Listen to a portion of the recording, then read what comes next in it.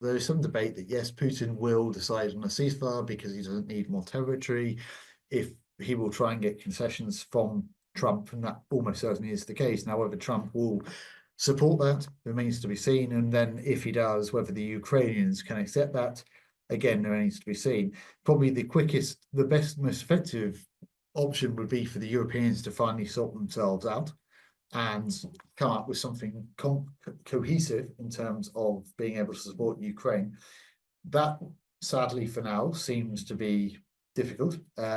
So it is very much a wait and see, and there has to be, at the moment, it is a hope rather than anything concrete that Donald Trump really does have the interests of Ukraine in his mind, and that this won't be hanging Ukraine out to dry. It will certainly be a signal. Now, is it in terms of the answer to the ceasefire? I'm less inclined to believe it's a direct answer to the ceasefire. I think it's more a answer to the fact that the biggest drone attack by Ukrainians happened on Russia the day before the Ukrainians and the Americans met in Jeddah in Saudi Arabia. So it is probably a way to highlight to a Russian domestic audience and the so-called Z patriots that Russia is dealing with the situation, that how dare we are reacting to the Ukrainian terrorist attacks with the drone attacks around Moscow and Rostov and various other places, and we're dealing with the situation. That's more likely to be the case, but certainly I can imagine that people in the presidential, when people perhaps in the military in the security services, the military intelligence, the FSB, would also be saying this is also a signal for what we actually think of the potential for a ceasefire. It is difficult to say. For instance, Vladimir Putin had a meeting with former soldiers the other day where one of them asked him, "Are we going to have a ceasefire?" And he said no. Then someone else picked up on that signal and said, does this mean we're going to go all the way? And his answer was no. So I think at the moment, Putin is trying to work out what's going to happen in terms of this. Almost certainly, America or they're going to meet with the people in the Kremlin at some point, Trump's representatives. Trump and Putin may have a phone call. What will almost certainly happen is that the Kremlin is going to try and get some concessions towards the ceasefire. Perhaps they will go for a loosening of economic sanctions, which the Trump administration has talked about possibly implementing at some point in the future. And also, the Russians will almost certainly demand that peacekeepers are not brought into Ukraine. So that may be where they go on the ceasefire, but that still remains unknowable at the moment. It's quite clear from what we've seen from those around Putin, and Russia is a personalist dictatorship, so it entirely depends on what Putin decides on the day. But what we've seen around Putin from people like Maria Zakharova, the press spokesperson for the Foreign Affairs Ministry, Sergei Lavrov, the Foreign Minister, Dmitry Peskov, Putin's spokesperson, and various others, that this is all about Ukrainian neutrality, not having peacekeepers on the ground, and that the facts on the ground also have to be accepted. This means that Ukraine has to get out of Kursk. Russia may be pushing them out anyway, but they also have to give up the 4 territories that have now become part of Russia, according to the constitution, and of course Crimea, which was part of Russia since 2014, at least de facto. So that remains to be seen as to whether the Russians will make that demand and whether the Ukrainians will accept it. So we're still very much in the early stages.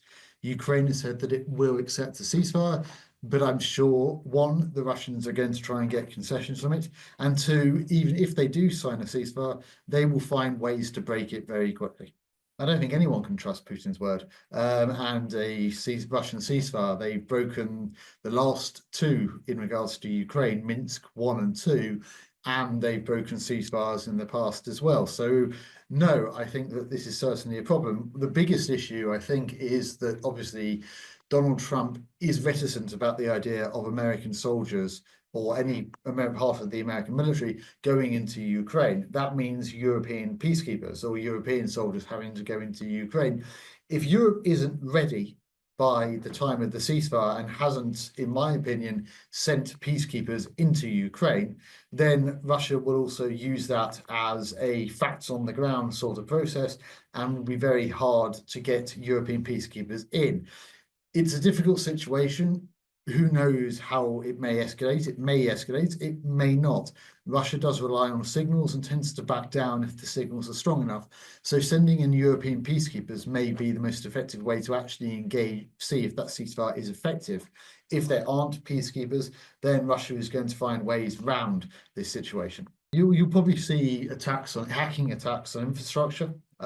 Most likely you will see false flag operations as well, similar perhaps to what happened with the annexation of Crimea. You have little green men who appear in Kharkiv and or somewhere else, let's say Alexandrivka.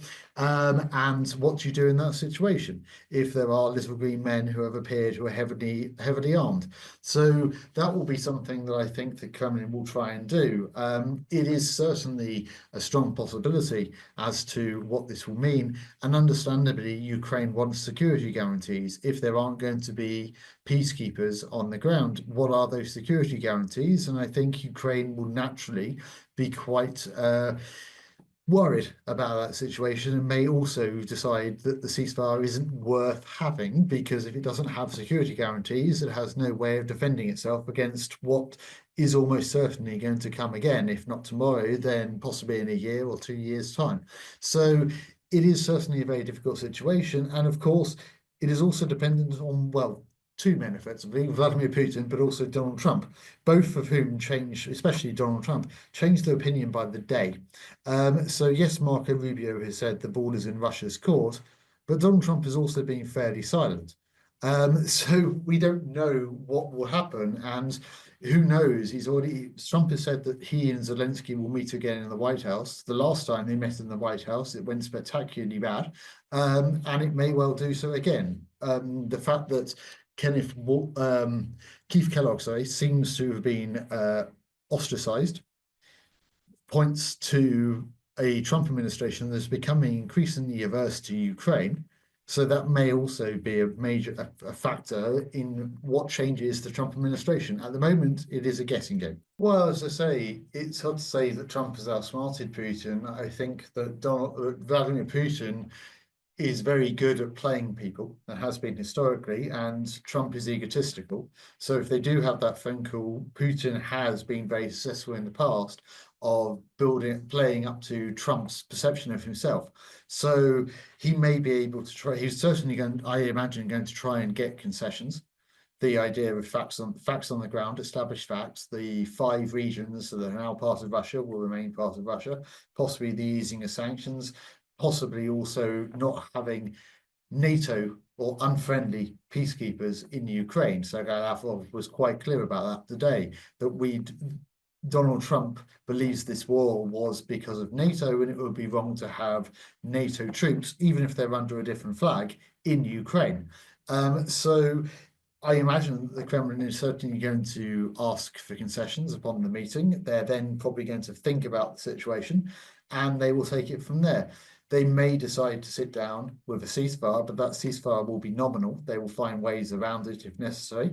They may decide that really the Americans aren't actually capable of supporting Ukraine, that actually Donald Trump would prefer to wash his hands of the situation, and therefore Ukraine is left alone or with European support. But the Europeans are still divided in terms of not necessarily being against Russia, but in terms of how to do what is necessary for them. So undoubtedly, the Kremlin has been watching everything and will make a decision based on whether they are going to get concessions from Trump, whether they will get concessions just by sitting down for the ceasefire. But if that ceasefire is broken, they won't lose anything, or whether they just decide that the Americans really have no skin in the game, as it were, and therefore won't really react if Russia keeps on fighting in Ukraine. And Russia has been quite clear that they don't want a ceasefire. Again, in the discourse from various people in the Kremlin, they've said we don't want a ceasefire. Putin has used the phrase "led by the nose" multiple times, and that's the idea that they were they were lied to effectively by the West in regards to Minsk 1 and 2. In the Kremlin's perception, it was the West who broke Minsk 1 and 2. So they will certainly, I think it entirely depends on what the ceasefire is actually, what type of ceasefire it is, what it actually involves, and simply what comes next in terms of that ceasefire, as to whether it will benefit Ukraine or at least give Ukraine circa in this very difficult situation. They've certainly opened up communication, and that's being played by Russian state media as the fact that, yet again, Russia and America, two great powers, are sitting down at the table together, and they are discussing the international affairs of the world. It plays to Kremlin propaganda that they're not isolated, that America needs them, that they remain a superpower. So even if the ceasefire doesn't actually go anywhere, it's been particularly helpful for domestic legitimacy for the Kremlin, because they can portray it that the Americans need us more than we need them, and the Americans have offered us concessions over this situation because we never went to the Americans with a begging bowl. We are strong. We are not like the 1990s under Yeltsin and all of that paraphernalia. So whether Donald Trump is the right person to do this, I don't know. We'll have to wait and see. Generally, we've seen that Donald Trump has failed to get concessions from the Kremlin. And when he's failed to get concessions from the Kremlin, he goes back to Ukraine and forces them into concessions. He believes that Ukraine has nothing and therefore is entirely dependent on him. And so he can easily bully it into a solution. So again, we will have to see as to where this goes in the next few weeks in terms of, is this ceasefire going to happen? Is this ceasefire going to benefit Ukraine, or is Ukraine going to be hung over a barrel and basically told to accept it?